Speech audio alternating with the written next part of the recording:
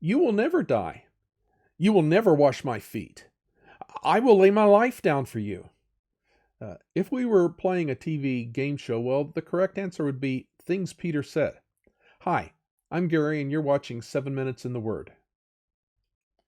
Today we will finish up chapter 13 of the Gospel according to John by reading verses 36 through 38. And we will read Peter's reaction to Jesus saying that he was going away and his disciples could not follow. And Simon Peter said to him, "Lord, where are you going?" And Jesus answered him, "Where I am going, you cannot follow me now, but you will follow afterward." And Peter said to him, "Lord, why can I not follow you now? I will lay down my life for you." And Jesus answered, "Will you lay down your life for me? Truly, truly, I say to you, the rooster will not crow till you have denied me 3 times."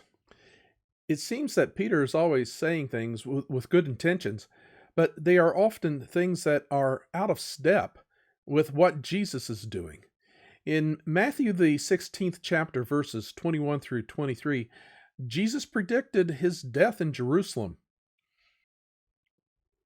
And Peter took him aside and began to rebuke him, saying, "Far be it from you, Lord. This shall never happen to you." But he turned and said to Peter, "Get behind me, Satan, for you are a hindrance to me.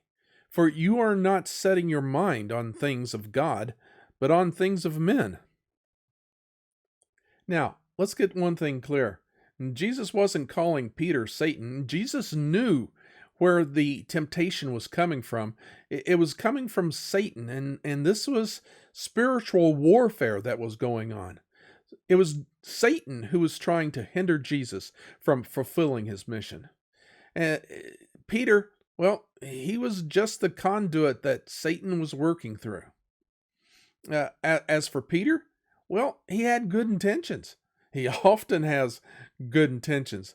He believed that Jesus was the Messiah, and he just could not understand or envision the Messiah dying in the way that Jesus had described. Uh, he was having a human reaction to God's plan. A few weeks ago, we were studying John 13th chapter, verses 6 through 10. And Jesus was washing the disciples' feet. But when he came to Peter, Peter said, "You shall never wash my feet." And Jesus answered him, "If I do not wash you, you have no share with me." And Simon Peter said to him, "Lord, not my feet only, but also my head and my hands." And Jesus said to him, "The one who has bathed does not need to wash except for his feet, but is completely clean. And you are clean, but not every one of you." Now, once again, Simon Peter had good intentions. He understood that Jesus was his master, and he was uneasy with his master washing his feet. And so, like John the Baptist, who said that Jesus should have been baptizing him instead of him baptizing Jesus, Peter was clearly uneasy with the Lord and Master washing his feet. But Jesus had a purpose. He was teaching his disciples a lesson about being a servant and about serving others. And so on this occasion, Jesus didn't scold Peter. In fact, he reassured Peter. He told him he was clean. He told him that he was one of the good guys. Now, in today's text, in John the 13th chapter, verses 36 through 38, Peter again is out of step with Jesus. Out of the 3 things that Jesus told his disciples, one, that he was going to be glorified. Secondly, that he was going to leave. And then thirdly, that they were to love each other sacrificially in the same way that he had loved them. Well, the only thing that Peter concentrated on was that Jesus was going away. He was leaving. Peter was like the other disciples. They were still thinking in terms of an earthly kingdom. And he wanted to be right there at Jesus' side when the fighting started. Now, Peter's offer to lay down his life for Jesus was a sincere offer.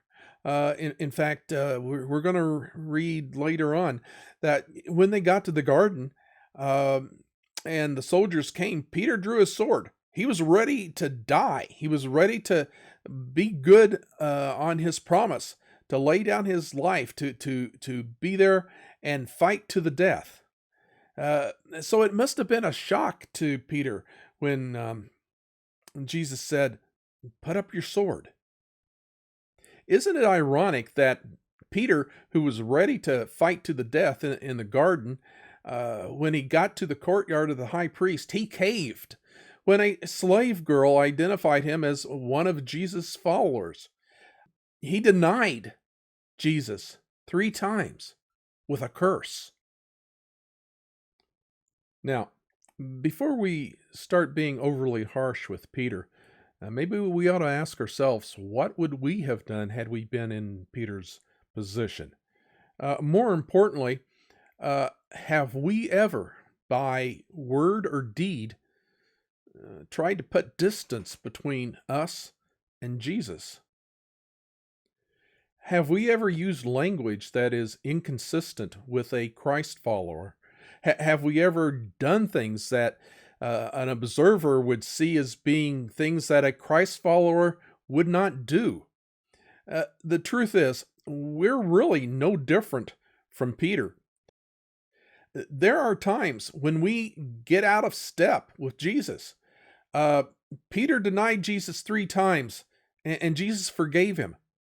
Well, just like with Peter, every time we fall, every time we get out of step with Jesus and we come back and say, "Lord, I'm sorry," well, Jesus is ready to pick us up and forgive us and give us another chance.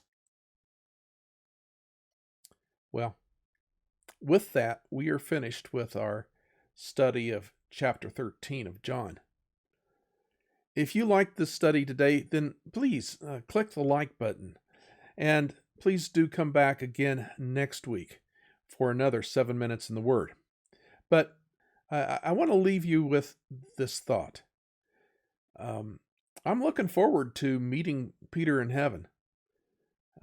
He has given me an example of a Christ follower who is just as flawed as I am.